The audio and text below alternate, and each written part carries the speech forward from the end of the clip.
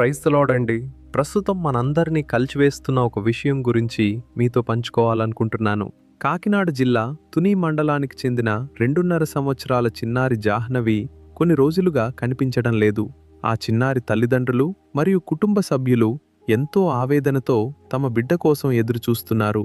పోలీసులు మరియు అనేక బృందాలు ఆమె కోసం వెతుకుతున్నప్పటికీ ఇంకా ఆమె ఆచూకీ లభించలేదు. ఈ సమయంలో మనమందరం కలిసి ఆ చిన్నారి కోసం ప్రార్థిద్దాం. ప్రార్థన. ప్రియమైన పరలోక తండ్రి, చిన్నారి జాహ్నవి కోసం మా హృదయపూర్వక ప్రార్థనను మీ సన్నిధికి తీసుకువస్తున్నాము. ప్రభువా, ఆమె ఎక్కడ ఉన్నా నీ రక్షణ హస్తం ఆమెపై ఉండునుగాక.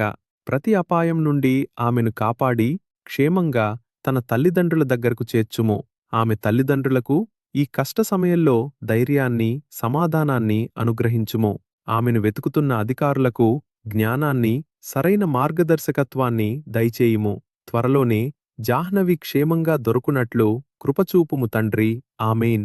కీర్తనలు 91:11.